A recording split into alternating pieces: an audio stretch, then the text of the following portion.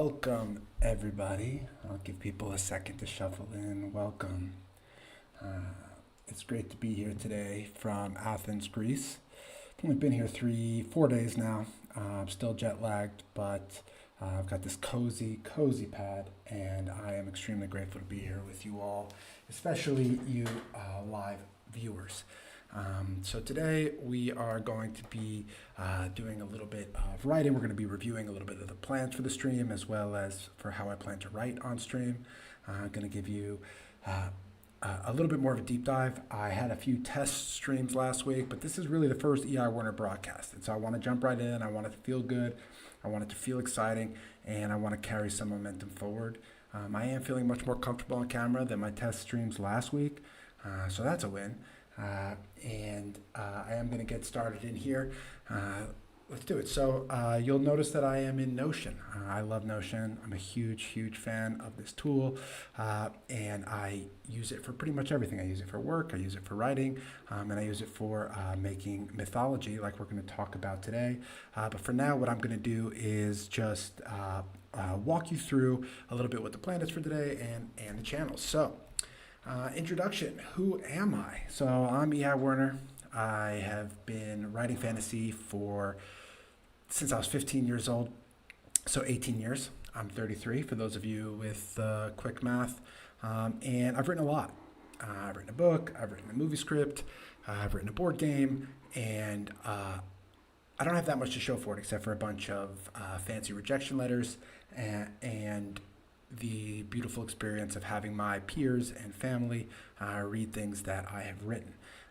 But I have not given up. In fact, if anything, I've quadrupled, down, and continue to write almost every single day. I would say 6 days a week. I still write, and I'm working on a new project. And I thought that writing project, and I thought it might be cool to try and invite you all along the way. And so that's what this Werner the channel is. This is where I'm going to be writing live. We're going to be attempting that. It is challenging because I need to think out loud, but I do read a lot out loud. I do write every day. And so if I can find a way to align all these things and make it interesting and speak through all my different processes, I think it could become a really great series, and we won't know unless we try. So why Athens? Here I am in Athens, Greece. I left my job in June of last year, so 8 or 9 months ago, and I had this vision in August of having a stream and maybe even writing on it and playing games. And I set aside these 2 months in Athens to really just go for it with the stream. And obviously, I was looking for just some place that was affordable, some place that was interesting, some place that was inspiring.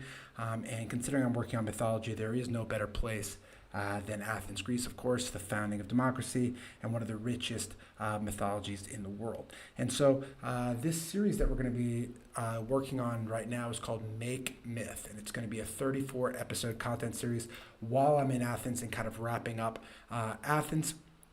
And I say 34 episodes because we have 17 Tuesdays and 17 Fridays ahead of us until I hit July 7th. And so July 7th is a big date. You'll find as we continue working together and getting to know each other, I know this is the first one, that the number 7 is going to appear all the time. We're really interested in the number 7. It has a very important symbolic reference for our mythology. And so on July 7th, that's when this Make Myth project will end, and we'll do a little reflection. We'll say, how did we do? And so what is the series going to be about? It's going to be about writing cosmogonic myths live. And so cosmogonic myths just means it's about the origin of the creations of the universe and how things kind of arise from nothing, and launching a new YouTube channel. You guys are here on the first official Werner broadcast today. Very much appreciate you all joining me.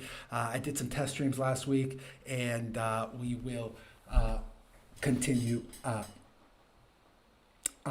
pressing forward and learning. So the financial reality is that in roughly June and July, I'm going to have to go get another tech job.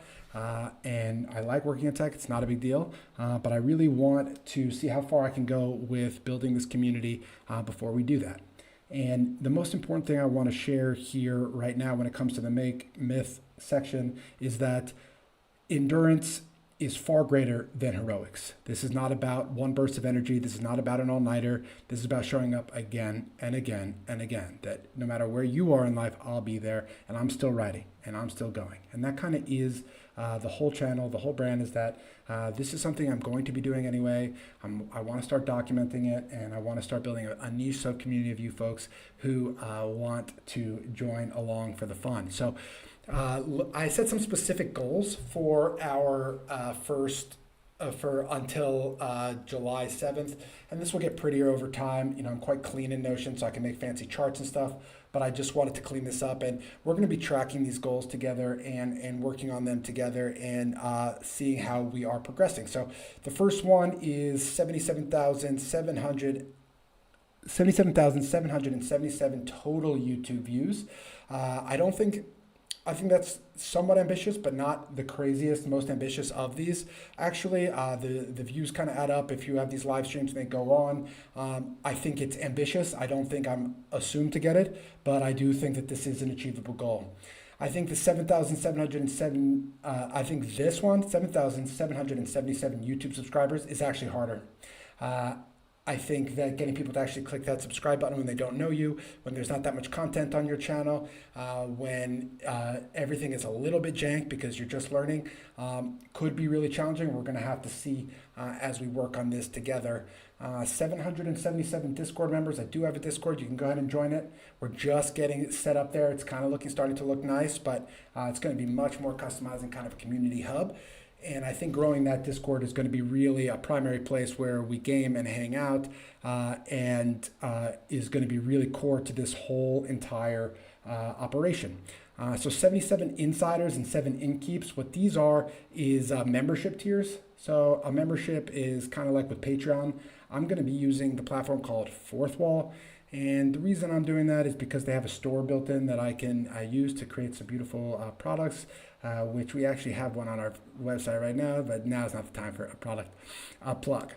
So the most important one on here is 7 original myths drafted. So this is the project I'm working on. I'm actually in a writing workshop where I have very specific target dates for, you can see here, very specific target dates for when I'm going to be hitting this writing goals. And so we're going to come in here and we want to finish 7 original myths drafted. So this is not going to be the final version, but they're going to be completely written, completely readable, completely make sense, and be a completed 7 mythology project. So since I am in Athens and I'm going to be here until July 7th, I also do want to see 7 mythological sites. And I will take a little bit of video, maybe do a little bit of reflection while I'm there. And in that case, we can talk about, explain kind of the relevance and what I learned kind of coming back to it. I'm obviously fluent and well-read in this stuff, but going there, you know, being in the room, it's just different. So that's a little update. That was a lot. And I was maybe speaking a little bit fast, but we could TLD on this. My name is Werner. I am a fantasy fiction author. Werner is also a YouTube channel that just started. We have 16 subscribers, but it's where I'm going to be documenting my writing journey and also playing games and building a community.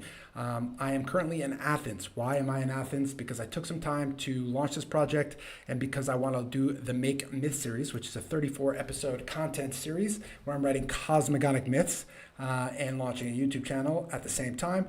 Cosmogonic just means creation of the universe. So the financial reality is I'm going to need to get another software tech job, which I like, but is in around July. And so we're going to go as far and as hard as we can in these until July 7th, trying to aspire for these goals to see what we can accomplish. Also keeping in mind that endurance is greater than heroics here. We spoke very clearly that this is not about one all-nighter. This is not about one big day. This is not about one viral video. This is about showing up again and again and again, the way books get written, the way legends get told, and the way myths get made. So these are our goals. We're going to continue tracking them, but I do want to keep continuing on and getting into the actual meat here. I feel like I've taken a little too much time, but we're learning, we're reflecting. So what is myth? And I think that the biggest myth about mythology is its most commonly used definition, contemporary definition. and that is an unfounded or false notion. Because the truth is that myth is not necessarily true, it's seeking to be the truth. So what do I mean by that? That was a little abstract and vague. This is not an essay, this is a speaking thing, so we learn. So a story is what happened, and a myth is trying to say what has, will, and is happening. It's a persistent, continual truth that's seeking the truth beneath what is true. And Aristotle says it better than I do. Poetry is finer and more philosophical than history. For poetry expresses the universal, and history only the particular. So that's obviously very powerful. What we're talking about is a story is what happened. It's one thing, and a myth is talking about the universal, right? So universal means not only is it across the country, and not only is it across the world, but it could be on another planet, right? If that's universal, but it could also be in a different time period, because our universe is actually the same universe, even if it's in a different time. So we're looking at timeless. That this universal word is quite important. I'm going to bold that there. We're looking at timelessness. So why new myths? This is a really good question, and I have asked it myself many, many times. But I think that the core reason why I'm doing this is an intellectual passion and curiosity. I want to be able to think of a world. I want to at least be able to wonder what a world would look like without the contemporary mythology that is kind of our operating system. And so let's give an example of some of these contemporary mythologies that really drive and define a huge amount of our influence, right? So we have the Hebrew Bible, we have the Gospels, this is Jesus Christ, right? We have Quran, but also the Big Bang, right? So this is a story, this is a theory that we all kind of accept. The American Dream, right? So these are core contextual narratives that structure our existence, our sense of self, our self of personhood, and these are the sort of stories and legends that I'm most interested in unpacking. So the next thing so we want to conceive of a world without the contemporary mythology, which is really hard to do because you never opted in. You just kind of inherit mythology. That tends to be how it works. And the reason we're doing that is to elucidate the invisible impact mythology has on our sense of purpose, ethics, and identity. So elucidate the invisible impact mythology has. So I'm arguing, or I'm trying to explain how much these core mythologies actually influence our day-to-day, our sense of ethics, like what is right and wrong, what our sense of purpose is. When I wake up in the morning, who am I? What am I supposed to do today in order to live a fulfilling, purposeful life? What is my purpose here? And those things are, if you start looking at people's motivations at that level, it's much easier to understand where people are coming from than at that emotional first layer. So that's enough introduction here, team. We walked through a little introduction. We said who I am. We talked about the series we're making. We talked about what myth is and why we're doing it. And now we're going to talk about my mythology. I'm pretty excited about that. As you can tell, let me take a sip of Diet Coke here. And if anybody has any questions, I really do encourage you to ask them in the chat. There aren't so many of you in there, but there are a few. And so if there's anything on your mind, please, I encourage you to ask questions. If anything goes wrong with the stream quality, I encourage you to highlight it and let me know. And with that, give me a second here.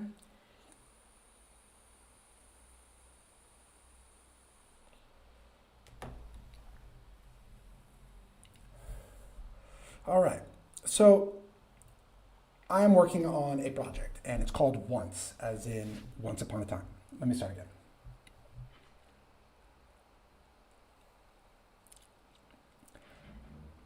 I am working on a project called Once, and it is a core mythology for a fantasy world where everything else kind of emerges out of it.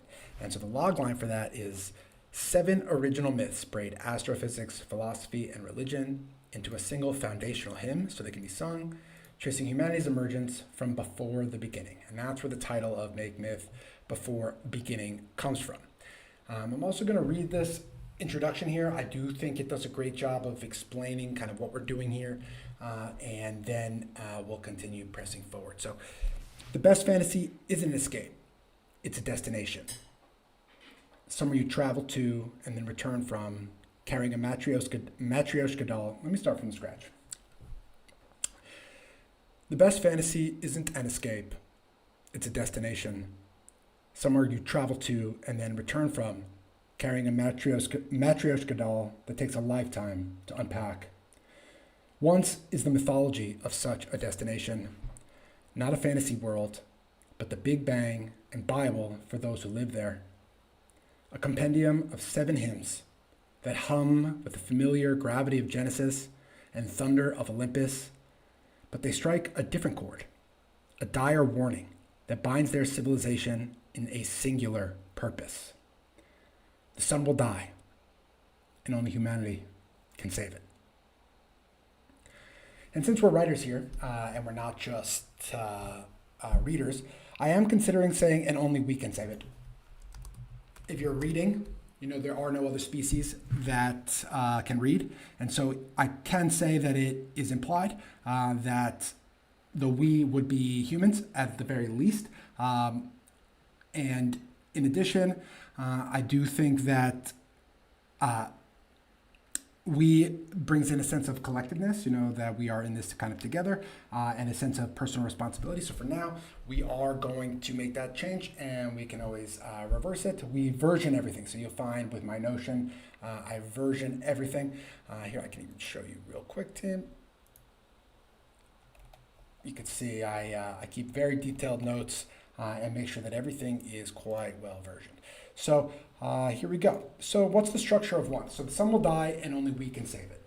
That's the core fundament. If you had to just remember one thing about this mythology, is that it is starting from that fundamental place. The sun will die and only we can save it. So it fills everybody with a sort of divine purpose. I have to go do something about this. And so once is formed of 7 unique myths. Just of note, it's a little bit complicated because once is both the first myth and the name of the entire compendium. So I know that that's a little bit complicated, but you got this. I believe in you. And so I can walk you kind of through the overall up-to-date flow of this. And maybe this is too much information, and when I watch it back, I probably will have a better understanding of how much was too much of this sort of introduction. But it is my first time, and I feel like last time I prepared too little. And so maybe I over-prepared here and have too much on the screen.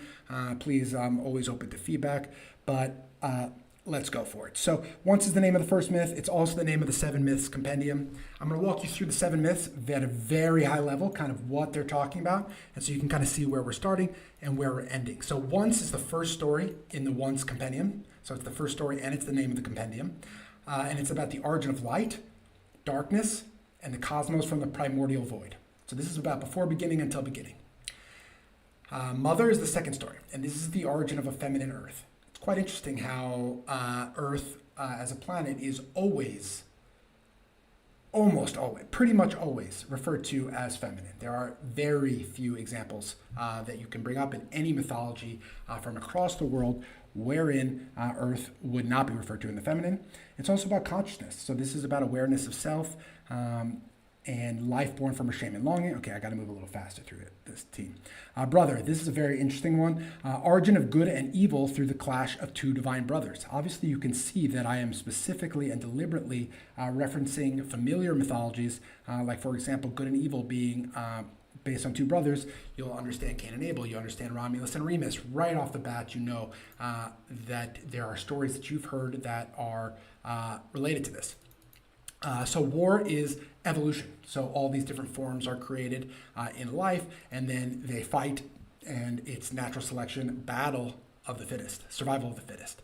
So gate, at some point, you know, everybody's out there, they're fighting, they're surviving, they're evolving, but at some point, the proto-humans, they say, fuck it, and they want to, you know, build a little house, they want to build a little wall, they want to build a little gate. And so gate is the construction of the first society, and what that means to have an inside and an outside, right? And these are pretty divine ideas, inside Eden, outside Eden. We'll get there. The chosen. So at some point, a storm comes and it's going to devour everything and kill everyone. Nobody wants to go fight it. It's grotesque. It's terrifying. It's scary. And so What do they do? Everybody in the little community chooses one person to go out and fight it, and that's where the origin of authority comes from. That is what it means to be chosen. It means to be picked, it means to be elected, it means to be selected. So it's not about a God-given chosen. This is actually a selection from your peers. And then Keeper is the last myth. And this is the most important mythology, where the person who witnessed the chosen go fight the darkness at its source comes back with the story of everything that happened and tells these other myths to everybody who's waiting at home. And so the Keeper is actually the narrator of all of the mythology, and you won't be able to realize that until the end. But he's going to come back and tell everybody exactly that the sun is going to die and that only we can save it and what we need to do in order to actually save it. So, all right, let's keep cruising here. So these are my writing goals. I don't want to go too in depth with them, but what you'll find is that by the time we are in July, which is when my date ends, I will already be working in the hater drafts. And those are the final drafts for people who are going to be poking holes in everything that you're doing. And so I will have completed drafts of these before the Make Myth series is complete. And that is our goal here, is to finish each of these full drafts in a really clean way, get to the end, and then ultimately finish by around September. I have a feeling I'm already a little bit behind, a tiny bit. I've been doing pretty well, but a little bit behind. So we're aiming for like September, October to finish the entire mythology, and I'll tell you what the plan is for after that. So now, without further ado, that was a lot of ado, we're going to go ahead and we are going to actually write. So actually, let me move that. Let me get a nice, clean little piece of paper for us. And so here we are. I open up a nice, fresh thing, Make Myth 1. We're writing live. And so what we're going to work on today is the first myth, called Once. And our objectives are to read aloud for rhythm. So I'm going to read it out loud to you. That is going to help me understand how it's coming off, how it's being heard. You guys can obviously provide feedback. That's a huge part of this. I know there aren't so many of you right now, but if any of you are watching are brave and want to provide a little feedback, we can go ahead and do that. And the second one is that there is a point here where I want to demonstrate that when the sun creates the planets, there's a sacrifice there. So it's a little abstract, but when we get there, you will understand it. And I'm actually going to delete this because I don't think we need it anymore. Okay. Are you guys ready? Let's do a little reading. This is my first ever reading on stream of one of these myths. So let's see how it goes. And I'm very curious to hear your thoughts, if anybody does have thoughts. So here we are. Once. Once. Only one. Only darkness. At once, light declares itself. Light severs one to two, before to after. Light is holy. Light is whole. Light is itself. In it, no darkness. Darkness yearns to be one again. Darkness swallows light. A singular seed. Still, light loves to be and become. One seed cannot contain it. White light shines and shatters, a golden sun emerges. Sun loves to be and bestow itself. Sun bestows of itself. 6 children, planets to behold it. 6 children dance and dance around sun. Only beheld, darkness cannot claim them. All right. Thank you for listening all. That was pretty powerful for me to read it out loud. And now we're going to unpack it a little bit so that we at least understand what it is that I'm reading and what we're writing before I start working into it.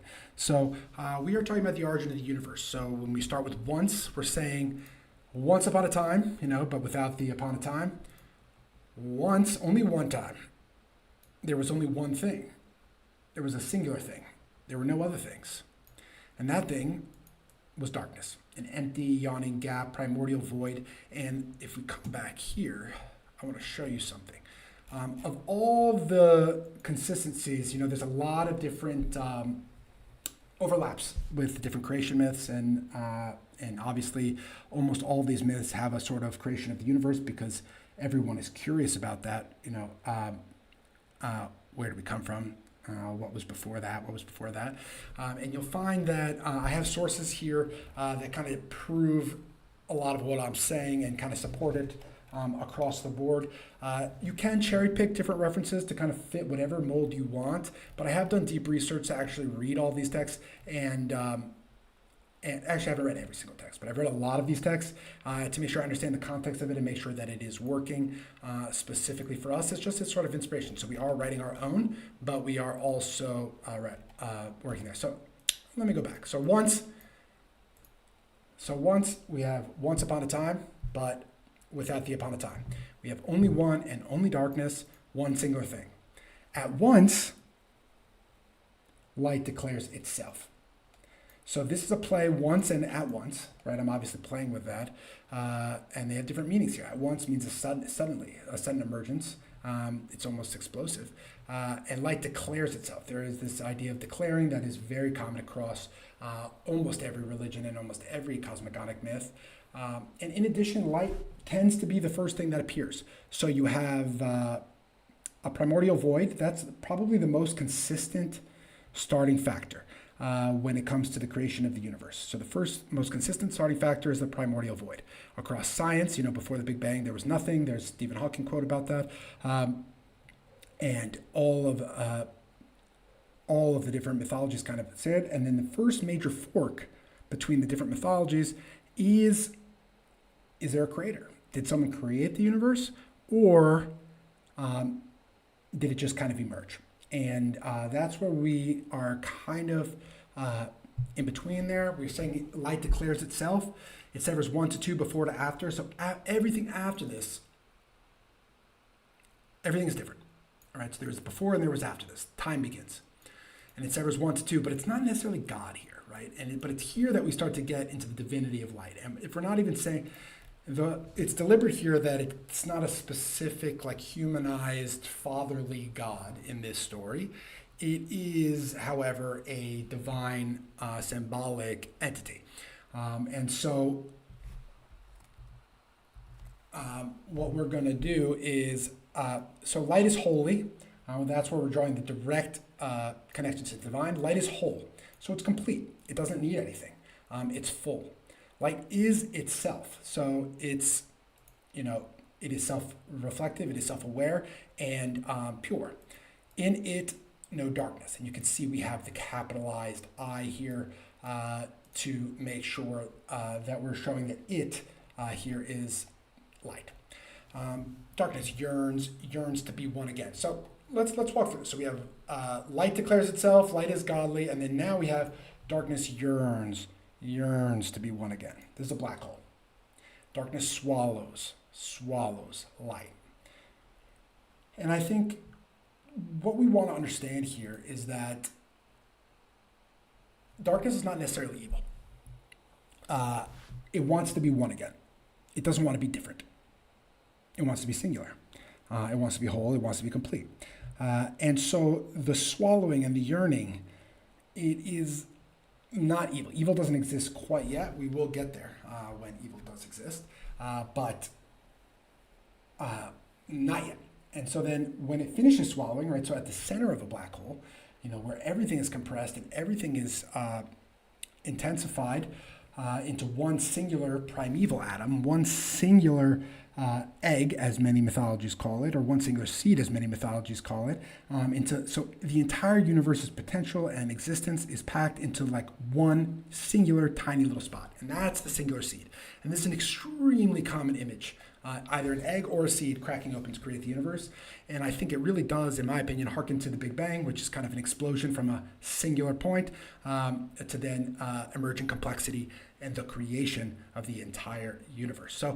So here we are. We have just darkness. Light declares itself. It severs, light and darkness. We say light is holy. Darkness is not evil, but it wants to be one again, so it swallows light into a black hole. We have here at the center of a black hole a singular seed, a dense primeval atom that contains the entire potential of the universe. So here we are there. Everything's about to be darkness, but here we have the word still, comma. This is huge. Even despite all this, still light loves. What does it love? What is love? It loves to be and become. So it's saying, I want to be myself. I want to exist. I don't want to be nothing. I don't want to be a yawning void or a gap. And become means that you can tell that light is an emergent, and it emerges in complexity over time. And so become means that it wants to follow that path of seeing kind of where things go. And that's a little overreading. It's supposed to be a little poetic here. But obviously, I think about these things quite deeply. And I think that loving to be and become is a core fundamental tenet of the divine. The divine loves itself. The divine is very proud of itself. And so that is going to resist being swallowed into singularity. So if I love myself and I think I'm dope, and darkness is trying to swallow me, I'm going to be like, yo, fuck off. I cannot be contained. One seed cannot contain me. And so white light shines and shatters, a golden sun emerges. So what I'm saying here is that from the original seed, white light shines and shatters it, but then that's white, and then on the inside is a golden sun, kind of like the pearl inside. And so what I'm thinking is that under all that immense pressure, under all that immense heat, the white light was actually transfigured into a golden sun, the sun that we know. And so if you look at this, if we pause for a moment and reflect, this is actually quite different from the Big Bang in that it has two kind of pulses, right? So first we have the creation of light, the light declaring itself. Then we have this whole light and darkness push and pull. Then, only then after it gets kind of consolidated into the center of a black hole, does the Big Bang happen. So it's kind of a double pulse Big Bang, which is quite interesting, I think. And I think more supported by the science. If we, obviously, I don't want to go too deep into the science. Okay, so sun loves to be and bestow itself. So we've seen a little change here. So we have still light loves, so we have sun loves. Maybe I match it with still, but we'll see. And still could work here because still would map to sun, meaning that even though it's transfigured, it's still kind of the same. But we can see that sun has changed in the sense that it loves to be and bestow itself. So it doesn't love to be and become, it loves to give. The sun is generous. It gives light. And so bestow itself. So sun bestows of itself 6 children, planets to behold it. So this is kind of the Big Bang. We explode out of the seed. We have this golden sun. And the first thing that happens is the sun bestows of itself. And this is a goal for me today, is to say that this is actually a sacrifice. It's not just like a gift that's for free. Planets to behold it. 6 children dance and dance around sun, only beheld darkness cannot claim them. And I think that's maybe the most interesting line. Only beheld, darkness cannot claim them, right? And this kind of comes into the concept of if a tree falls in the woods and there's no one to hear it, did it make a sound?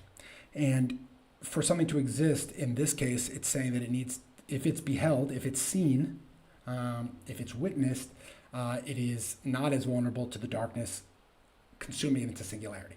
And so the relationship between the sun and the planets is that they behold each other. And that is crucial for them not being swallowed into darkness. And that very similarly and closely maps to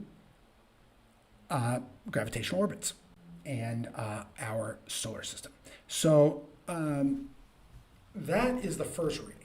And now what I want to do is go in here and approach some things that stood out to me that I think we can fix.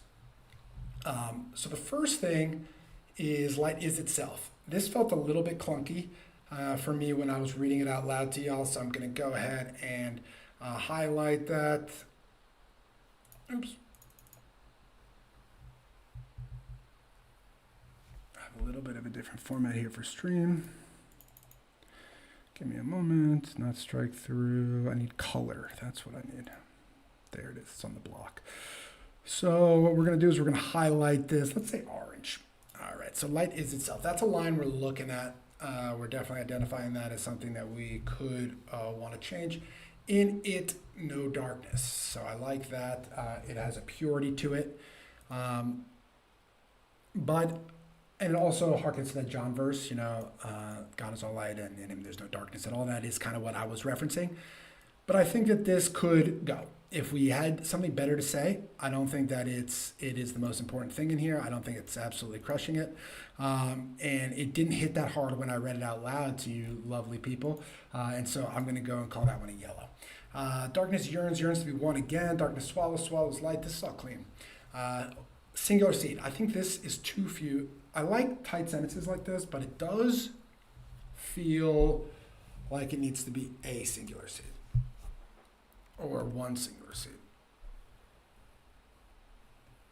I think we call it one because that will harken back to only one, only darkness. I need to remember to be writing in the middle of the screen to make sure that my camera doesn't block it. But okay, so one singular seed because that maps back here. I like that.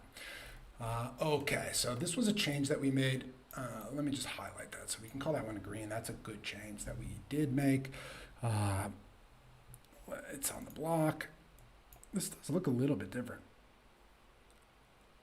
Can you do only one word? You should be able to do that. Let's ask AI. Can you highlight the word I just wrote?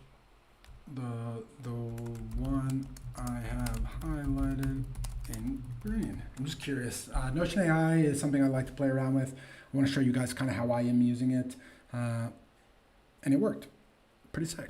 So you can see it's quite easy. If I couldn't find it in the thing, you just kind of tell it, speak to it, what you want, and then you go, you get it. Still light loves to be and become. One seed cannot contain it. Still light loves I like.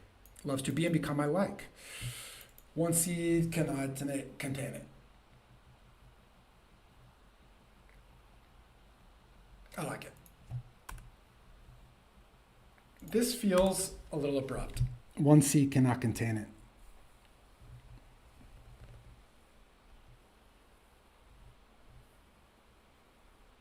I wonder if there's like an at once here. At once, light shines and shatters. Let me try it.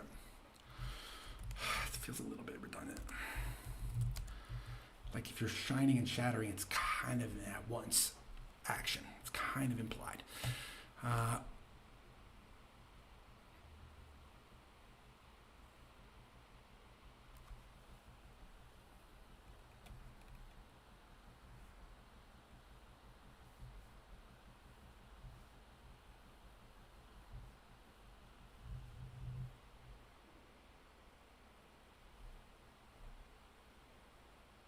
I think we go back, but it's not great here, Tim. One seed cannot contain it. White light shines and shatters. A golden sun emerges.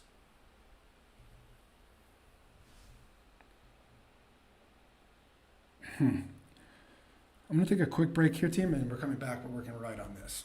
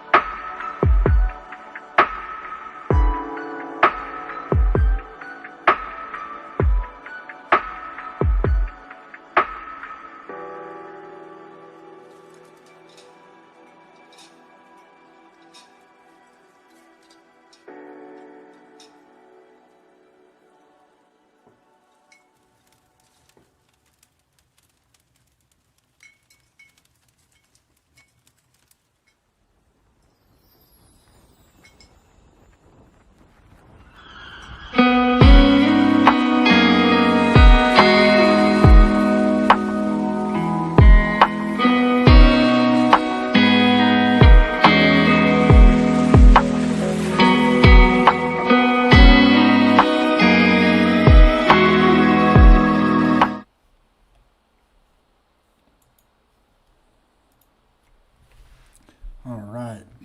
Welcome back, everybody. Thank you for sticking with me. I do think that taking a few minutes every hour to recollect myself is going to help us in the long run. Ensure that this is sustainable. Remember our endurance over heroics. So here we are. We're editing this. Green is a good change that we made. Yellow is something that we're revisiting maybe. Orange is something we definitely have to revisit.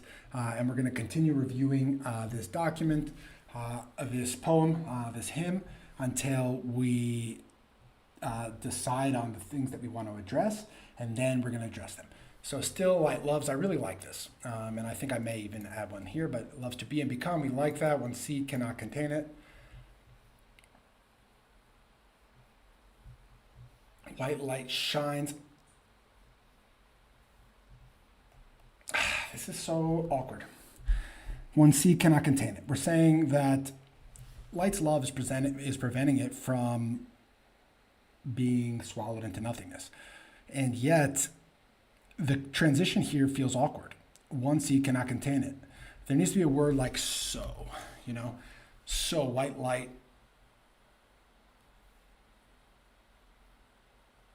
Maybe we just say,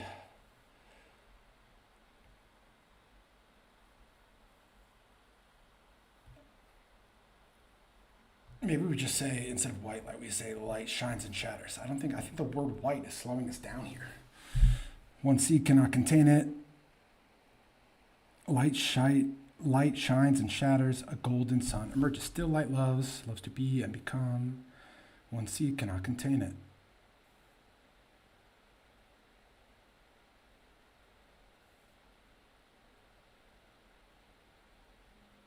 Light shines and shatters, a golden sun emerges.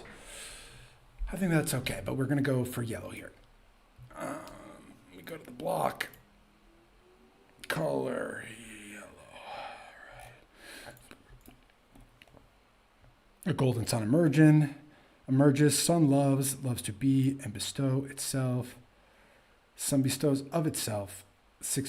Okay, so this is where I need to revisit. So we're coming back here, team, and I'll explain why. But for now, we are going to go back to the top, and we're going to work through these. So light is itself. So what am I trying to say with this? So we have one, it's only one. We only have darkness. Then light comes onto the picture. And what I'm trying to say here is that light is divine. Light is kind of like God in this case. And if we come back to my sources here, let me toggle this down. You can see that there is a huge amount of tying light to the divinity. And God saw the light, and that it was good. The Lord wraps himself in light with a garment. God is light, in him there is no darkness at all. This was the inspiration for the "in it no darkness" line. So if you want to know where that came from. And so when we're talking about light as divinity, this is not me pulling this out of nowhere. Light is maybe the most common symbol of the divine, and darkness the most common symbol of what is evil, or what is considered evil. So light is itself. I don't think this is really accomplishing anything. So light is holy. We're saying it's divine. Okay, we need to make clear this is a divine entity. Light is whole. I think it's complete. I think that's cool. Light is itself. I'm not sure if that actually accomplishes anything. If every sentence has to be muscular and lift the story, raise the story above where it was the sentence prior, I don't think this is working. And if we look at, what if we just got rid of it? Light is holy, light is whole, in it, no darkness. That feels pretty good. Another concept I'm considering for this is epicenity. Do you guys know that word, epicenity? Or epicene? So to be epicene means to be both and neither gender. So if you look at like the sun, it's tough to say that's a male or a female, right? It's kind of neither and kind of both at the same time. And I am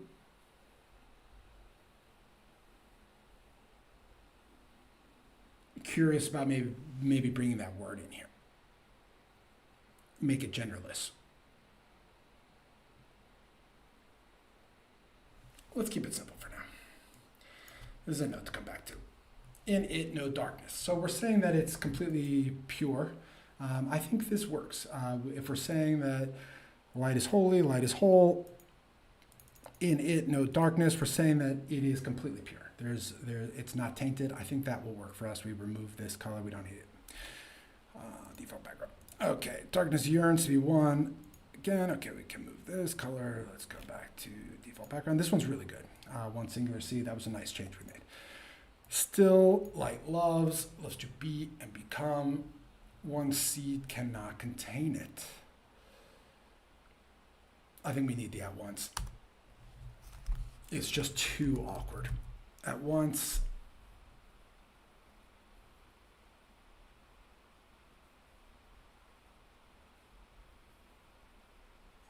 Light shines and shatters. I think that works. But does the light shatter? Or does... I think that implies that the light shatters. That indicates that the light is shattering, and that's not what's happening. The light is shattering the seed.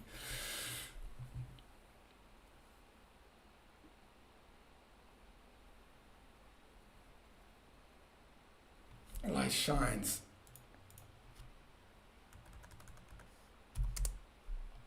Shatters singular seed. Oops. At once, light shines, shatters.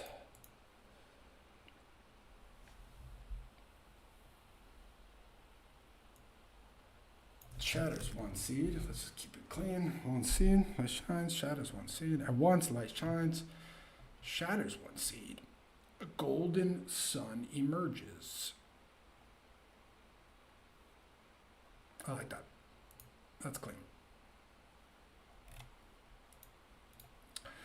I'm not sure how well this is going writing on camera, but I am trying. Giving it my goddamn all, and I'm enjoying it. I'm actually making some progress here, and I'm speaking out loud about everything that I'm thinking, which is kind of helpful. So I hope for the few of you actually watching right now that you're getting something out of it. I recognize this is writing. It's not exactly the most riveting thing, but I'm going to be here consistently kind of doing this.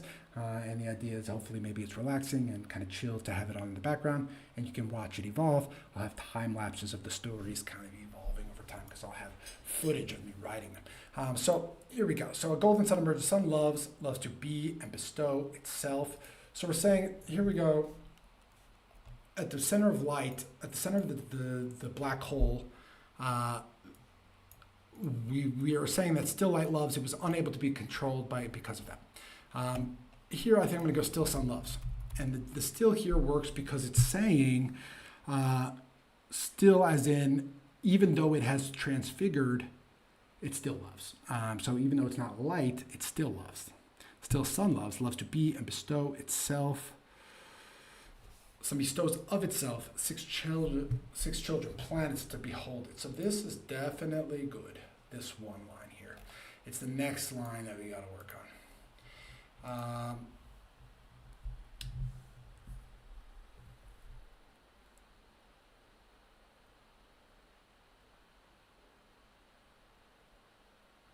So what I'm trying to say is this. TLDR.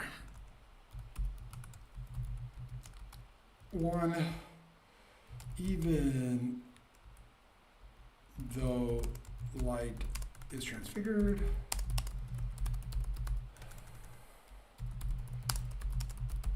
into sun, it still loves.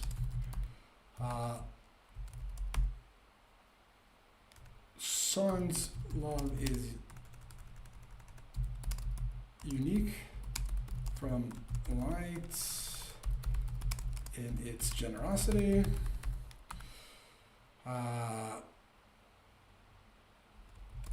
Sun gives of its own matter to create the planets.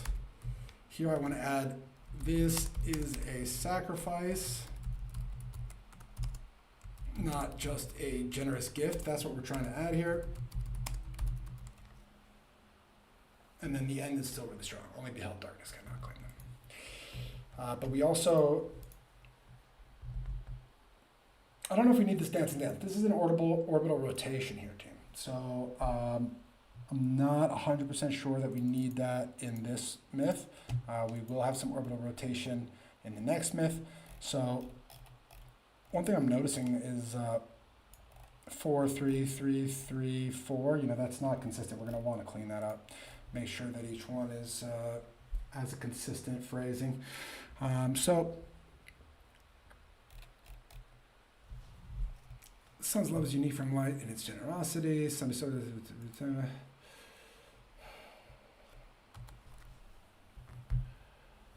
here I'm saying, after giving, I'm less than I was.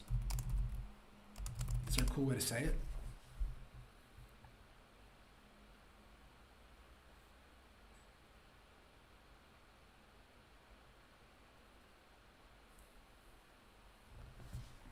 We could say, like, there's a couple ways. We could say, once bestowed less than it was. And in this case, it is both referencing the original light. Once bestowed, sun becomes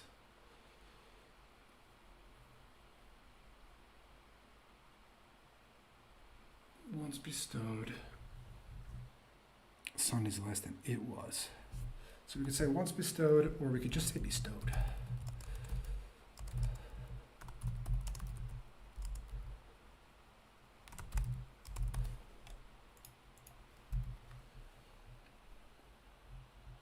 What does the word bestowed mean? I know what bestow means, but what is, like, does that mean it? Sorry, I'm on the internet here. Just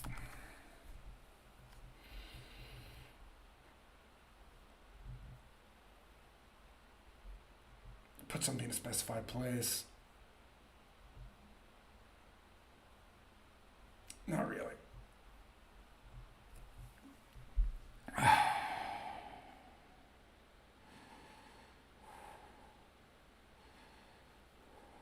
think it's actually clean. Bestowed sun is less than it was.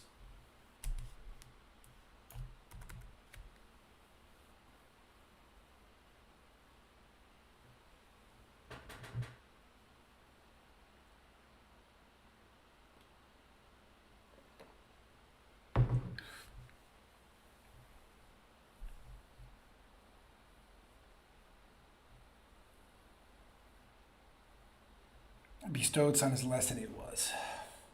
What is one word I can say that's saying after I gave? It's like having given.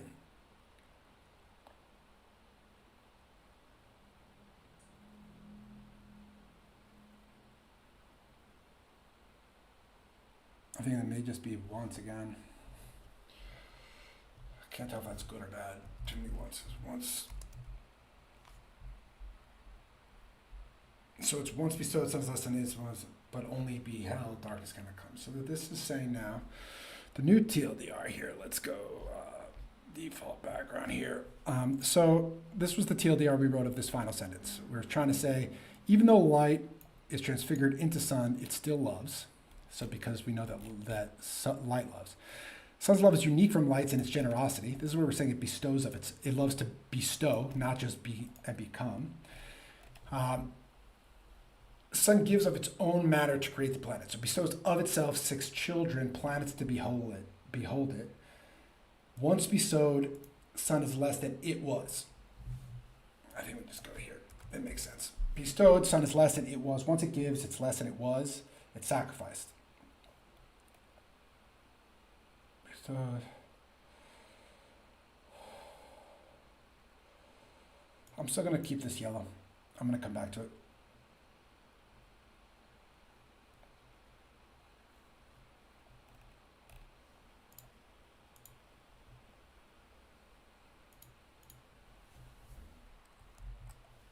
Let me highlight it.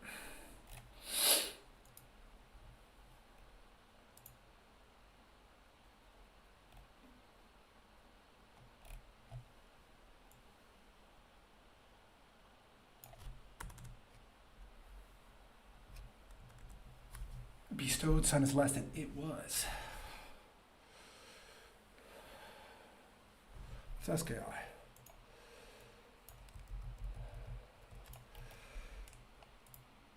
See what it says. I'll give it a good prompt. So we have still sun loves to be and beside the light is transfigured into sun. It still loves. Sun's love is unique from light in its generosity. Sun gives of its own magic grace. The blind is not just a generous gift. The sacrifice is provided.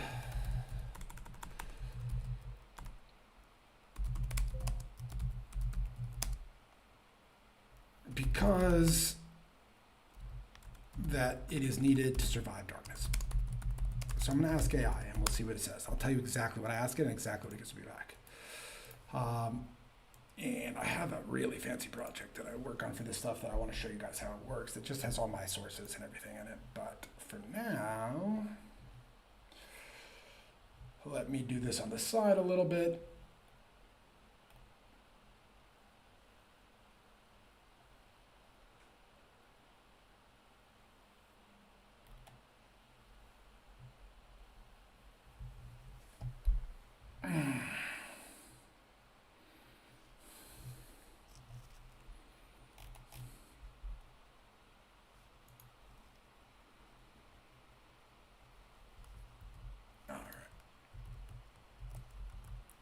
I'm working on the line bestowed, comma, sun. I'm going to use a later project actually. Sorry about this, we're learning fam. Here we go.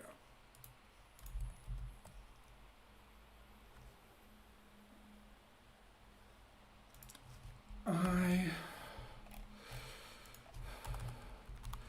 am working on this myth in particular. I'm only interested in refining the last paragraph.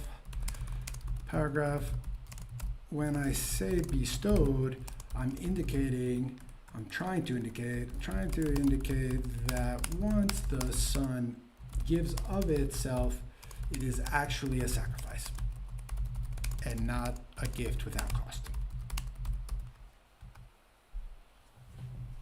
Let's see what it says. I'll let you know. I will have a version where I can do AI and Notion kind of split. That'd be cool. I think that would be cool. I don't use it every day on this, but I do sometimes check for this just to see what it says. I think that line does work. Bestowed, darkness cannot claim them, but I'm not 100% sure that grammatically it makes sense.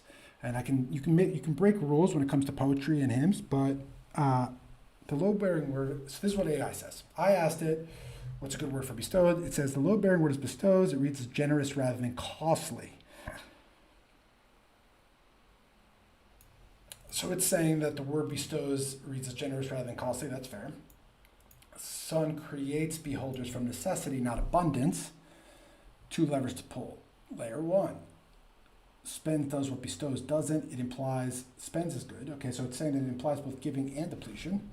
Lever 2, the echo, the mythic voice says spent, mirrors the pattern already in the text. I don't love that.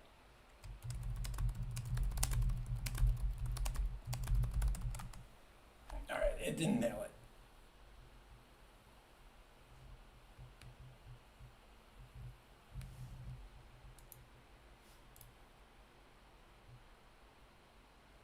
Let's just maybe make it clear.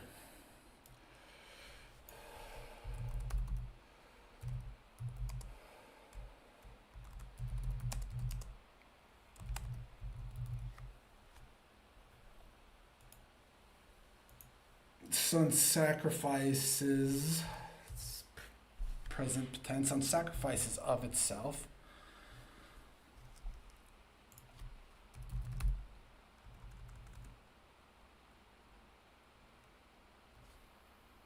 Maybe we say severs of itself, because then you're cutting off pieces.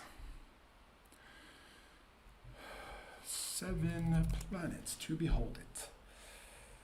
Bestowed, sun is less than it was. Severed, that's it. Team, severance. Severed, that's it. We're going to read it back, and I'll tell you what changes we made. All right. We made this TLDR to help us on that final paragraph, which is a strategy, and we had all these markups, but now after one session here, we've got a cleaner draft. So here we go for the reading. Once, only one, only darkness. At once, light declares itself. Light severs 1 to 2, before to after. I think light is implied. You can just say severs 1 to 2, before to after. Once, only one, only darkness. At once, light declares itself. Severs 1 to 2, before to after. Light is holy. Light is whole. In it, no darkness. I like that cleaner. Darkness yearns to be one again. Darkness swallows light. One singular seed.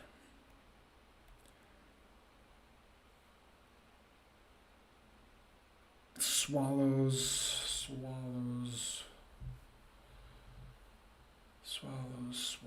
light. Do I need an into? Or is that implied? I think we imply it. Still, light loves to be and become when seek cannot contain it.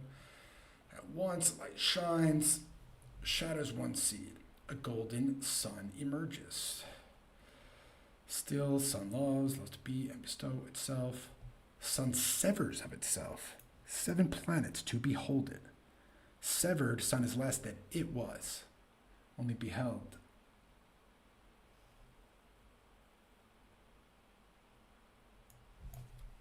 Yet.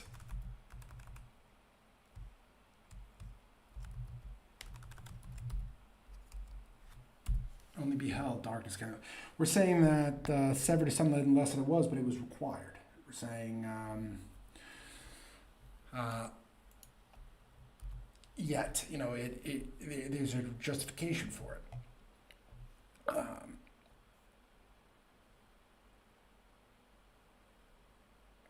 Okay, we're gonna game team. I'm gonna take another quick break. And then we are going to play some World of Warcraft. I need to change some settings on my computer and stuff to make the swap. Still learning about all the cleanliness and everything like that. So just give me a second here, team, and we'll play some games. Thank you for riding with me today. Not easy, but I do think we accomplished a bunch. We refined it. I feel like it's better than when we started. I feel like we got to use Notion AI one time, which was cool. We got to use Claude one time, which was cool. That kind of worked, but actually it didn't work. It didn't end up resulting in anything. So that doesn't count. And we wrote on stream somewhat fluidly. So that's a win. And I'll come back in a second and we'll play some games. We'll just chill. I want to keep it a little more relaxed.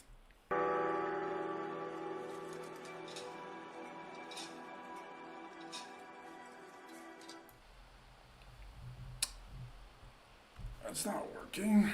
You all should be seeing World of Warcraft. There it is. Let me get my game up in. Hello, everyone. Welcome back after a quick break. I appreciate your patience on these breaks. Speaking a lot, warming up my voice, warming up speaking with very few people in the chat to converse with. And I'm grateful to be kind of towards the end of the stream now, where we're just going to be gaming and chilling for a couple hours. I'm going to get a little bit more relaxed. In addition, we are playing as Runekeep. He's kind of my main tune here. And if you see what the kind of shades he's wearing, I brought my own shades to kind of match him. So he doesn't look like me, I look like him, is kind of where the vibes we're at. And let's see how this goes. Kind of gaming with these on to match my tune. So this is my homie. We are working on like a cooler, cuter outfit. So if we come here, I'll show you the outfit that I'm working on, but you have to go and collect all the items. Sorry, I'm experiencing a little lag in game. Come on, don't crash on me. Looks like it might be crashing, team. OBS seems okay right now, though. But WoW, on the other hand, is frozen, and now it's a black screen. Struggling with that. Struggling with my game. But kind of digging the shades. And I can see. So that's huge.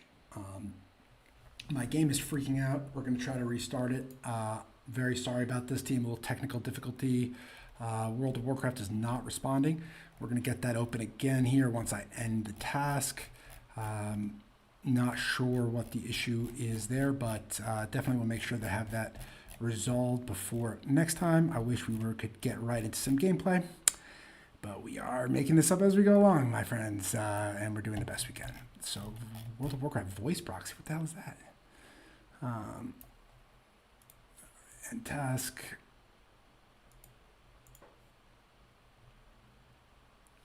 Man, this is really not responding. Close the program. But I wonder if you guys can hear me still. I think you can, so we're going to keep cruising and try to get this fixed. We're a resilient team. One bad stream, one crash, one mistake doesn't knock us down. We are more resilient than that, but I am struggling with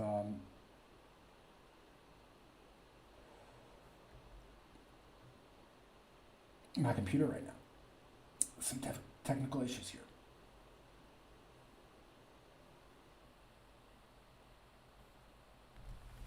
I really don't want to have to restart.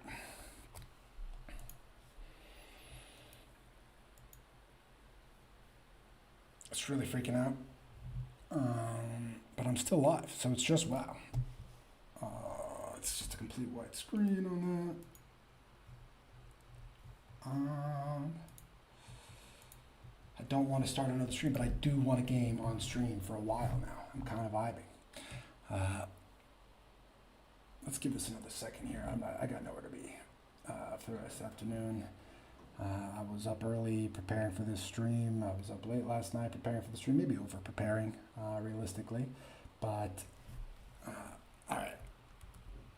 There's no game right now, but what I can do is until it comes back, I can just talk a little bit more full screen. I'm not going to give up just yet. So let's see what we can do about this. Let's get my camera bigger. People do this, right? People just talk.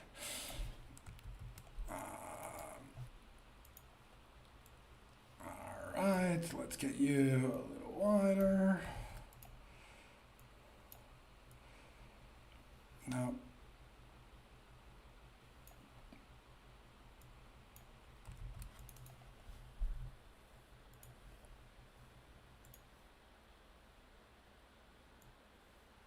While I'm live, it won't let me readjust it, or I'm not seeing it.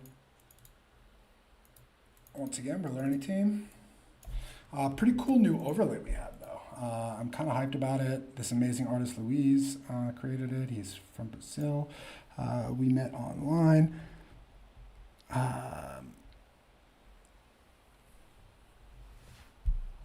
Damn, this is a bummer way to end it. I got my shades on. I was about ready if I can rip it and wow. Why don't I destroy the game capture? I wish you could see my screen. It's no bueno when I turn it over into WoW.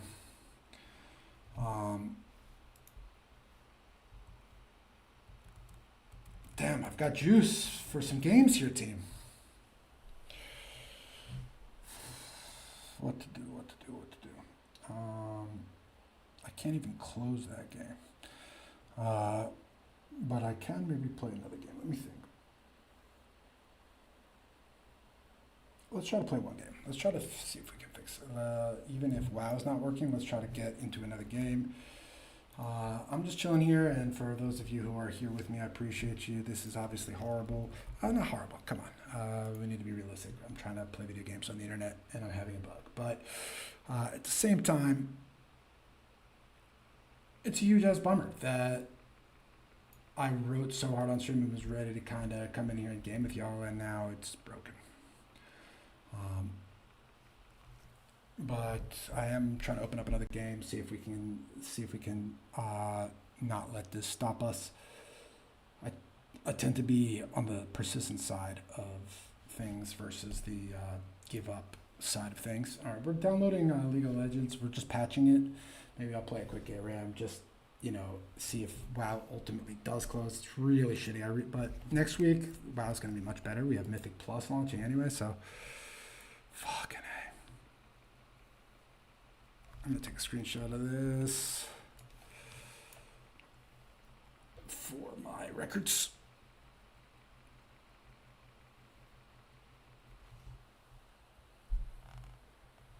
And learnings. All right, so I'm going to download League of Legends. I'm going to play maybe an ARAM just to see if we can start fixing things and working on the fly. This was not what was expected. I was definitely expecting to play a bunch of WoW this afternoon, hopefully with some viewers, but here we are,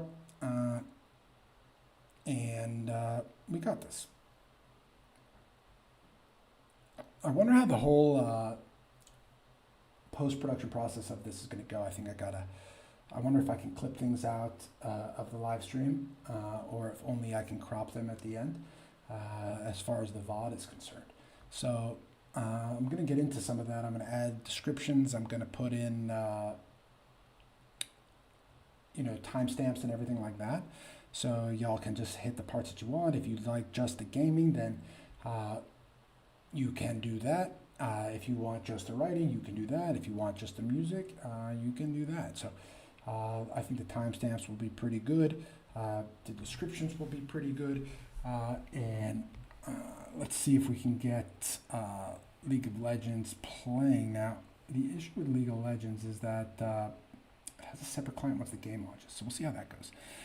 But it's all about learnings here.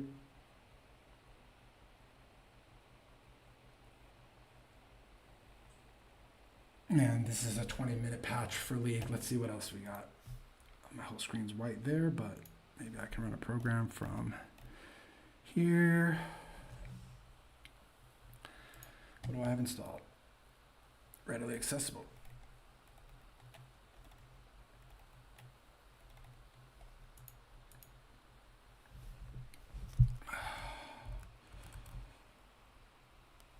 Yeah, now the League client is saying an hour and 19 minutes. Man, this is a real bummer. I have a gaming juice right now. We wrote for a while, and now WoW was freaking out. I could restart and then send everybody another notification, but that doesn't seem like the right move. It seems a little spammy and a little janky to do that. This is also janky, but that would feel extra janky, I think. I'm also thinking these shades might make me feel more comfortable on stream when I'm writing. I think I may rock them. They're just some cheap Amazon shades that I got to match my WoW character, but I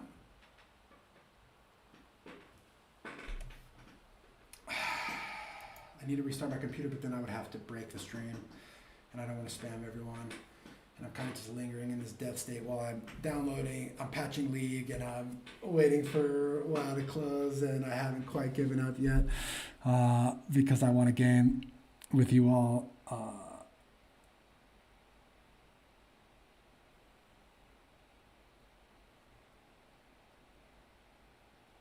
Man, this League loader is all over the place, though, this client. It's not looking very promising for that, and it's not looking promising for WoW. So, you know what? Maybe we do call it while we're ahead here, team. Let me get back to Notion then. Fuck this. All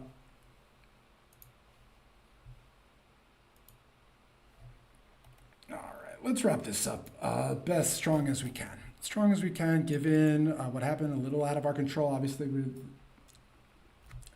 I don't know yet if it was my fault or not with WoW crashing there, but we'll see. So this is where we started today, team. We have we talked about who I was. We talked about the channel and why we're doing this. We talked about how I'm in Athens for 2-3 months to really launch this stream and try to write and build a community online, and really reassess at the end of that. We have 34 episodes because we have 17 Tuesdays and we have 17 Fridays with which to stream. That's our schedule, Tuesday and Friday at 7:49 a.m. Eastern Time. So we talked about the goals, and I'll keep you all apprised on the progress that we're making towards these. We didn't get any new subscriber. Oh, we got one new subscriber today. I want to version this to keep all the data clean, but we got one new subscriber today. Pretty lit. We talked about what myth was, and we talked about the purpose for my own mythology. We talked about my writing deadlines and how I plan to hit those on stream. We demonstrated some sources of different core mythologies that I reference and have studied in order to inform our mythology. Obviously, we're creating our own, but we want to know what exists and how it's impacted different cultures while we inform that. And then we came in here and we wrote live, and we got a lot done, actually. We made a bunch of little tweaks. I think it's going to be more interesting to watch me write versus edit, kind of make something from nothing out of an empty page. I think that would probably be more satisfying to watch than write, but this was my deadline that I had to work on today, and we'll build, right? So today was once, that's the first story. If we go back, there are 7 stories here, and each one will have at least one session on here where we break it down, kind of what I'm talking about, and hopefully each one will only get better and better as I get more comfortable on camera and better at articulating these complex ideas. So just want to say thank you to everyone who did join, even if it was just for a minute, even if it was just for 10 minutes, even if you didn't comment, even if you didn't like, even if you didn't post anything in there. Just coming by, swinging by to show some support for me means a lot. Putting myself out there here, trying to make something out of nothing and trying to build a life I actually want to live. And I can't be delusional about this and what is possible, but I also can't be delusional about the fact that I have something in me that has to come out. I have a creative spirit in me that has to come out in some way or form, and it is through writing that I'm going to do it primarily, but I need to express myself, and I want to meet other people who are interested in similar things with me and build a small community. So without further ado, I bid you Godspeed and good fortune on your adventures. I'll see you live Tuesday at 7:49 a.m. Eastern Time.